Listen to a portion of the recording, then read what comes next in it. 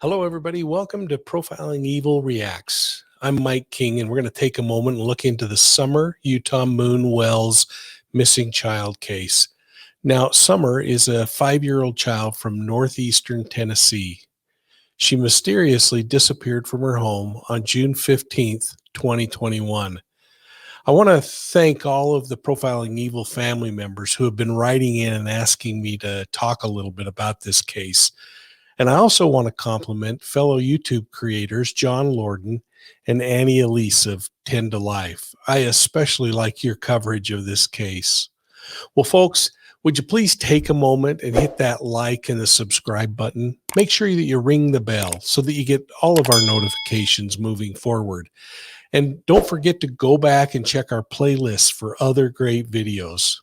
Now, I want to start out by watching a video coverage from News Channel 11 on this case. As search efforts reach the 1-week mark for missing Hawkins County 5-year-old Summer Wells, newly obtained court documents show the child's father has had a troubled past. Thanks for joining us at 6. I'm Sarah Diamond. And I'm Josh Smith. Good evening. Family members reported Summer missing around 6:30 p.m. 1 week ago tonight, June 15th. The Tennessee Bureau of Investigation issued an endangered child alert a few hours later, and then the next day upgraded it to the most serious statewide Amber Alert. TBI says in the last week they've received more than 220 tips, worked with more than 80 agencies from 6 states, and covered 3,000 acres, much of which has been rugged mountainous terrain.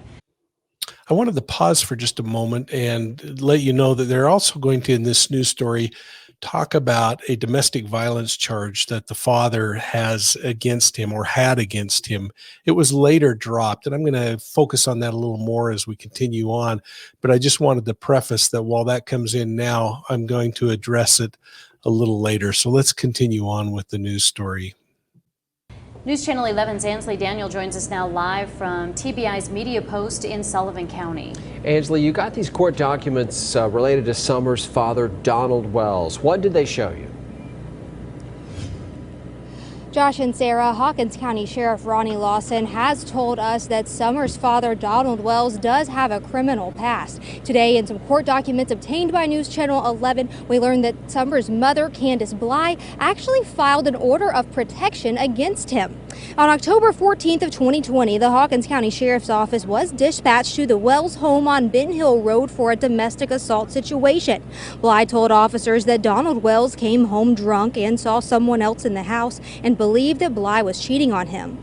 Wells allegedly argued with the person and pushed Bly down, injuring her left knee.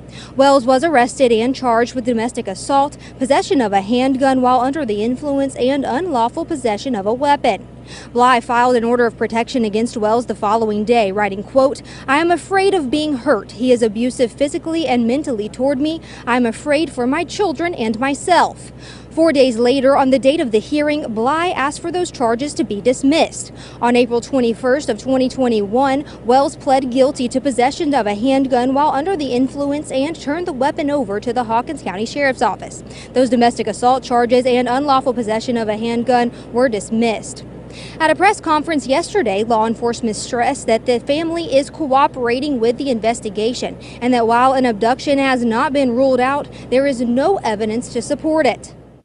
Well, I want to start by complimenting the Hawkins County Sheriff's Office and the hundreds of law enforcement personnel and search and rescue folks who have mobilized in the past 11 days in this search for this little girl.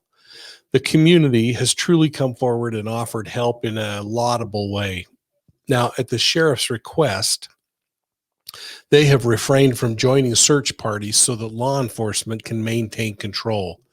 This is just another reminder to me of how important it is for law enforcement agencies to evolve a little bit, learn how to embrace this public CSI that I talk about, crowdsourced intelligence, and find a safe way to put all these good-meaning folks like you and me, quite frankly, who want to help on meaningful tasks that can complement official investigations, not detract from what the law enforcement folks are trying to do.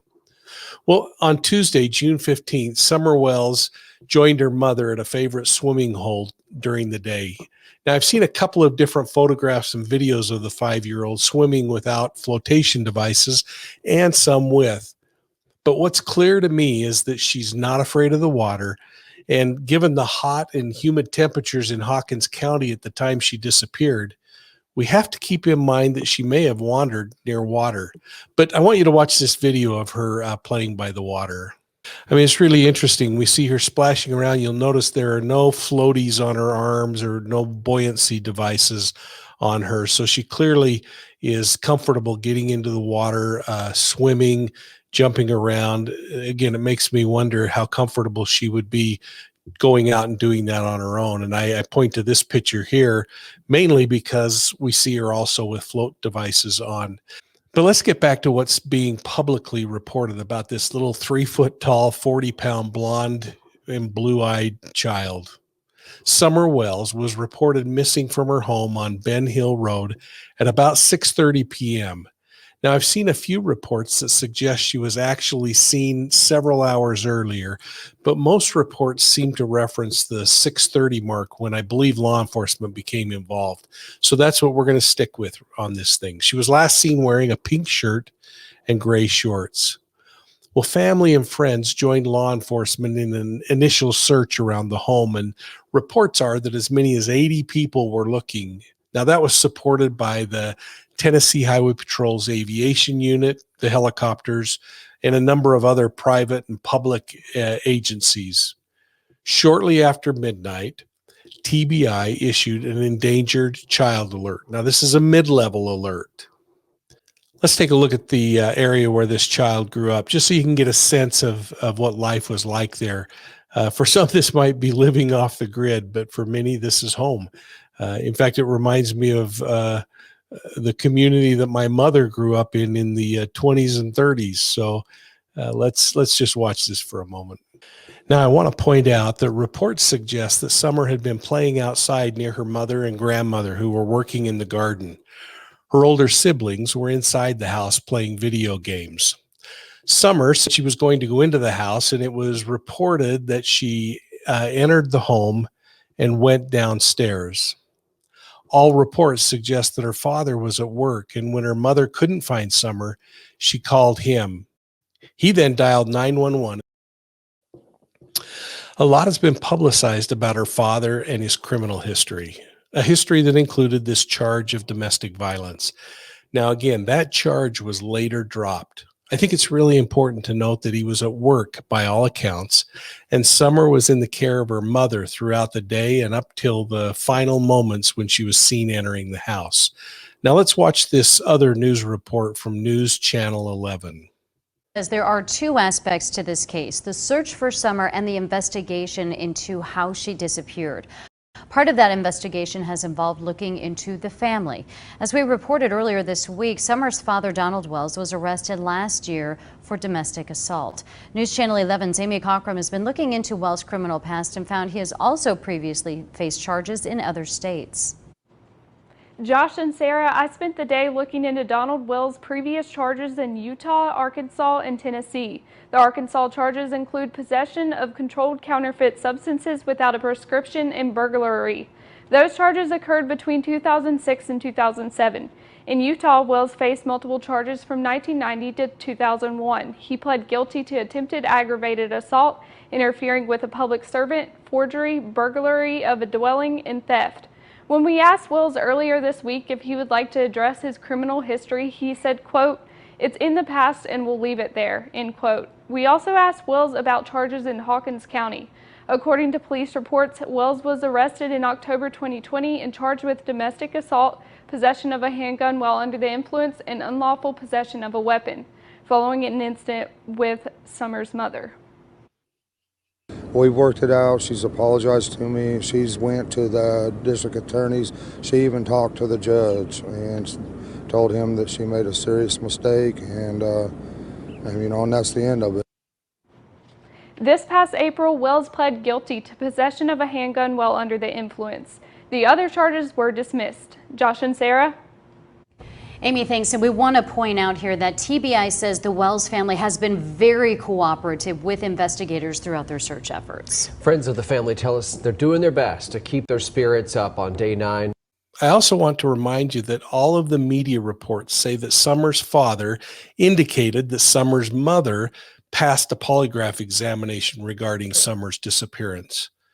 I haven't heard law enforcement officially release that information, and frankly, if any of you know about that, send me the link to make that public. What's very clear, though, is that law enforcement has repeatedly said that Summer's parents and the family were fully cooperative with investigators. Well, by 11 a.m., police issued an Amber Alert, the highest level of concern in missing child cases. Officials held their first press conference that afternoon at 4 p.m., where they informed the public of this Herculean effort that they and their public safety partners were expending to find Summer Wells. The sheriff talked about the rural and rugged nature of the terrain they were searching. We can see in this 3D map just how difficult the terrain really is. And I hope you can see the vast number of streams, ponds, and sloughs, all of which could be really attractive to a child who obviously loves water. Now, one of the challenges law enforcement is facing in this search, in addition to the rugged terrain, is the terrible cellular coverage in the area. To aid in their search, Verizon and AT&T's FirstNet rolled onto the scene to help. I've worked with FirstNet on a number of searches and deployments, and I want you to know that I find a lot of comfort in knowing that they are putting up a wireless infrastructure to support the law enforcement folks in this search. You should read up on FirstNet. It's the nation's first responder network.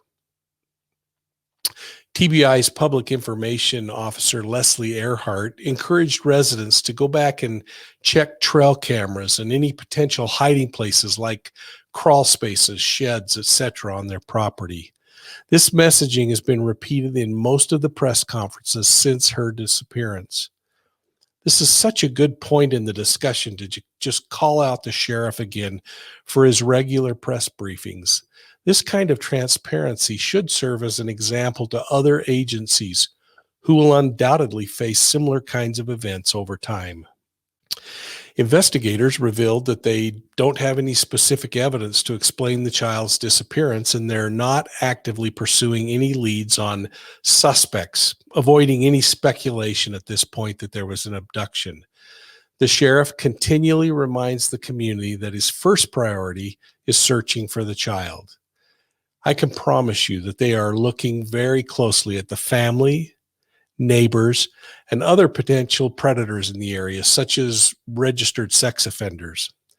In fact, I went to the Tennessee Bureau of Investigation's sex offender registry, and I found all of the individuals who are currently monitored in this particular area. What I found was very interesting is the proximity of 3 of those registered offenders who live within 2.5 miles from the child's home.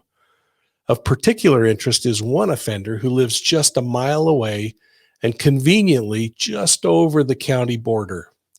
He last registered with his parole agent on June 16th and was convicted of sexual crimes against children. Now, I'm in no way pointing fingers at this individual. I'm just reminding you each of the kinds of things that law enforcement officers are following up on when they go out on these kinds of searches. So let's take a moment and look at this area geographically and see what we discover.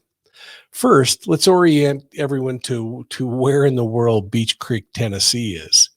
It's located in the southeastern region of the United States, and the area that we're looking at in Tennessee is in the northeastern part of the state. The Wells home is situated on a small knoll in a very rural area. There is really only one way in and one way out by road. Now, in this map, I've exaggerated the rivers that surround the area to highlight one of the real big challenges that law enforcement and searchers face. This little girl, again, obviously loves water, and there is a lot of it in this region. To date, approximately 5 miles have been searched around the home. Again, make note of how dense and rugged the terrain is in this area. Now, 45 registered sex offenders live in the immediate area. Each needs to be contacted. And since law enforcement knows what their previous preferential victims were, they could start with those who focus their attention on children. I've mapped out the closest drive time for the top 10 people that I would make contact with immediately. But more importantly, there are 3 individuals that live within this 5-mile buffer. 2 of those have previous offenses involving children.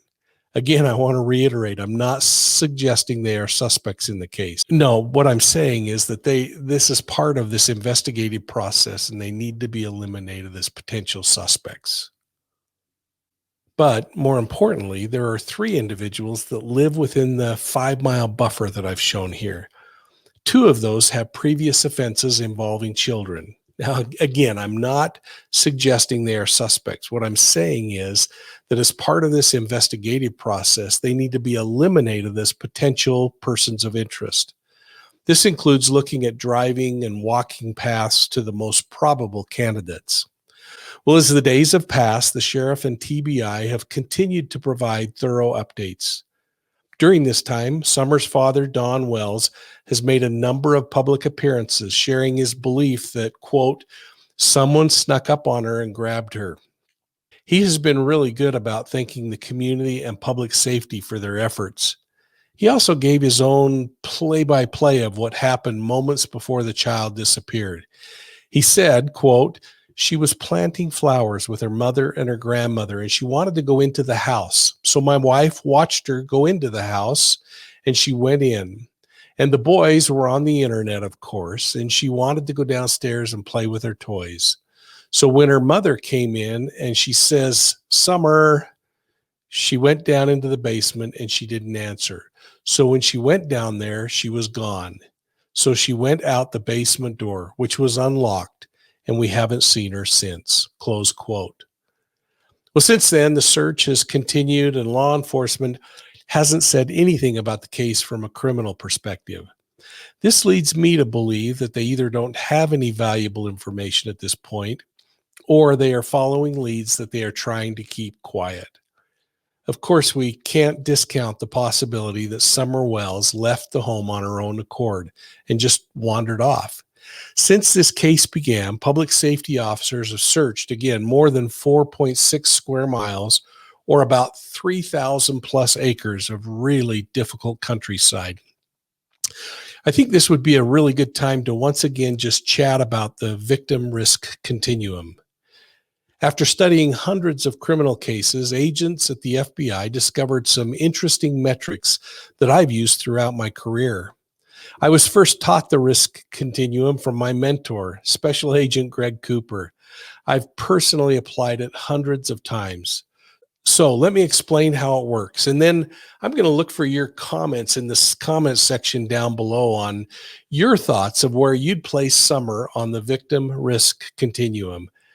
And then, based on where you'd put her, if you'd consider this to be a crime involving someone that's in her close inner circle or a stranger abduction.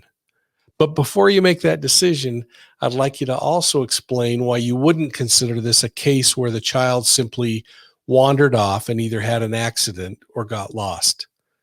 All of our attention at this point should be finding this little girl. And I, again, compliment the sheriff and the state agencies who are working to bring her home. Let's talk about the risk continuum. What we've learned after looking at hundreds and hundreds of criminal cases is that there really are 2 categories of victims. A low-risk victim, this would be Summer Wells. She has a close circle of associates. She lives with her parents. She is in the care of her parents. She's young. She would be considered a low-risk individual. Now, a high-risk individual would be someone like a transient, a drug dealer, or someone working in the sex trade industry. And so as we look at these kinds of victims and victimology, what we discover is that victims who are high risk are generally victimized by someone who is a stranger to them, and that it's a victim of opportunity. Now, when we talk about a low-risk victim, we realize that the suspect is generally known to the victim, or at least knows who the victim is. That would include someone who's window peeking or been fantasizing about the child or something like that from the neighborhood. And what is really important is that when the child is victimized in this case, if in fact it is by a suspect, that the victim is a target, that was a specific focus of that particular predator. Now, all of this can be influenced by three things: circumstance, situation, and environment. And to make this a little simpler, let's talk about Summer for a moment. I believe that Summer probably is a low risk person. Now, she lives in a pretty interesting circumstance.